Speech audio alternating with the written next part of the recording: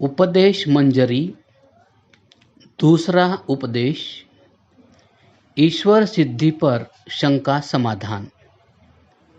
मंगलवार 6 जुलाई 1875 के दिन श्री दयानंद सरस्वती के ईश्वर विषयक व्याख्यान पर हुए वाद विवाद का सारांश।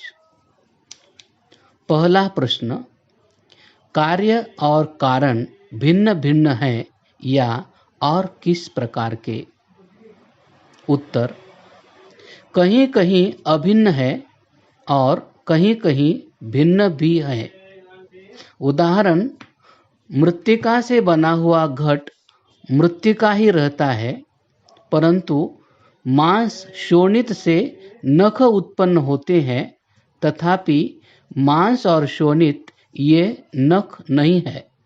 इसी प्रकार मकड़ी के पेट से जाला उत्पन्न होता है, परंतु इससे मकड़ी जाला नहीं होती। गोमज जायते वृश्चिकः, अर्थात गोबर से बिच्छू उत्पन्न होता है, तो भी गोबर और बिच्छू क्या कभी एक हो सकते हैं? सर्वशक्तिमत्त्व चैतन्य में और चैतन्य पर सर्वशक्तित्व है, अर्थात सामर्थ्य के योग से चैतन्य निमित्त कारण होता है। इस स्थल पर जड़ पदार्थ जो विश्व का उपादान कारण है, वह और निमित्त कारण चैतन्य एक नहीं है। अब एकमेवा द्वितीयम ऐसी श्रुति है, उसका अर्थ करने में इस उपर्युक्त व्यवस्था से कुछ आपत्ति नहीं आती, कारण इसका अर्थ अद्वितीय अर्थात ईश्वर ही उपादान हुआ ऐसा नहीं है। कारण भेद 3 प्रकार का होता है। कभी कभी स्वजातीय भेद रहता है, तो कभी कभी विजातीय और कभी स्वगत भेद होता है।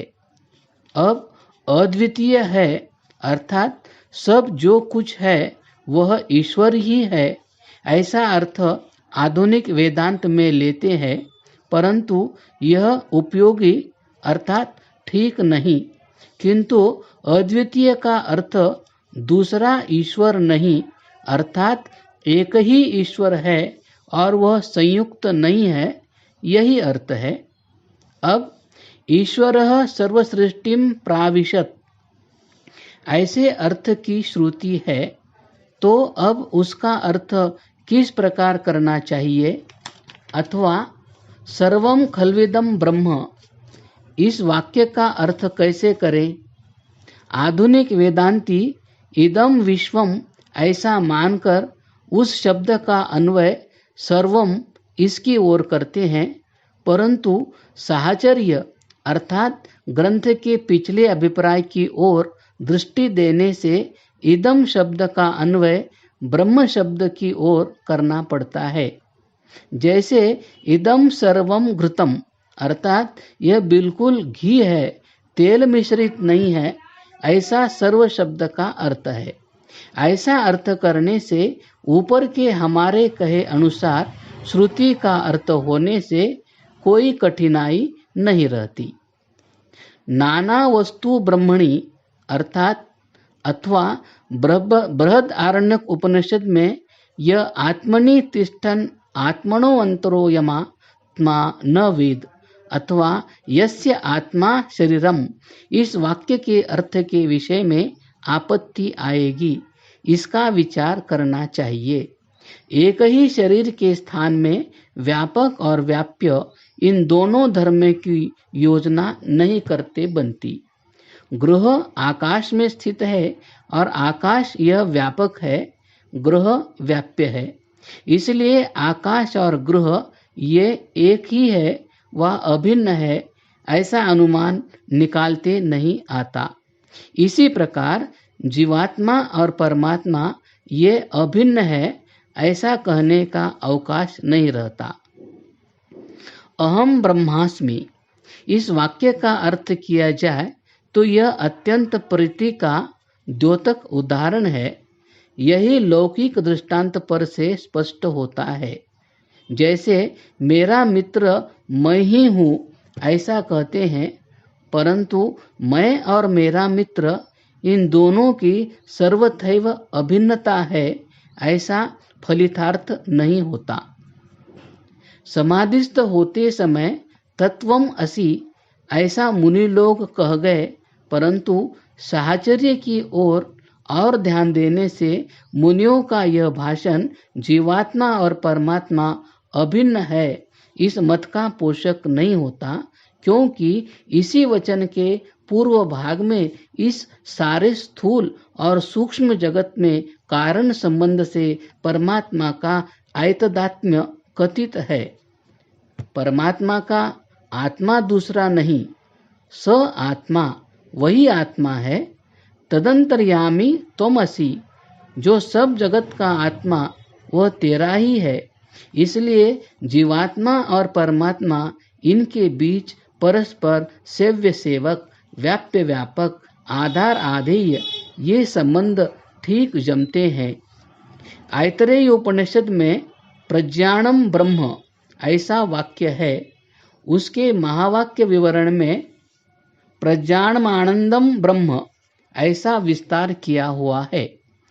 फिर भी परमेश्वर ही सृष्टि बना ऐसा अर्थ तत्सृष्टिम प्राविशत इस वाक्य पर से करने पर कार्य कारण की अभिन्नता होती है।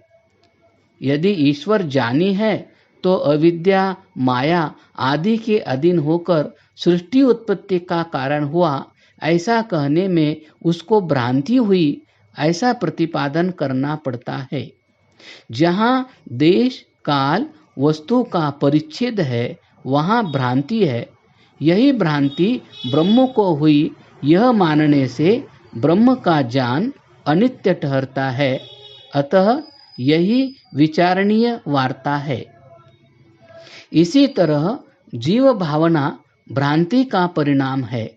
भ्रांति दूर होने से जीव ब्रह्म होता है ऐसी समझ ठीक नहीं, क्योंकि भ्रांति परमात्मा में संभव नहीं।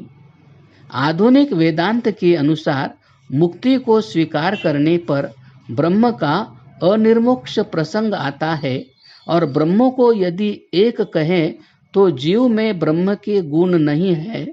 जीव को अपरिमित ज्ञान और सामर्थ्य नहीं। यदि हम ब्रह्म बन जावे तो हम जगत भी रच लेवे। इससे पुनः एक बार ऐसा कहना आवश्यक हुआ कि विश्व जड़ ब्रह्म चेतन है और इनका आधार आधेय, सेव्य सेवक, व्याप्य व्यापक संबंध है। सुखम स्वाप्सम इस अनुभव की योजना करते बनती है, क्योंकि चैतन्य यह नित्य ज्ञानी है। तैत्तिरीय उपनिषद में आनंदमय कोश के अवयव वर्णन किए हुए हैं। सारांश: जीव ब्रह्म नहीं, जगत ब्रह्म नहीं। इस स्थल पर कार्य कारण भिन्न भिन्न हैं। यही प्रकार सत्य है, परंतु अखिल सजीव और निर्जीव पदार्थ ईश्वर ने अपने सामर्थ्य से निर्माण किए। वह सामर्थ्य उसी के पास सदा रहता है। इस तात्पर्य से भेद नहीं आता। दूसरा प्रश्न: तुम कहते हो कि अवतार नहीं हुए तो ईश्वर को सगुण व निर्गुण क्यों मानते हो?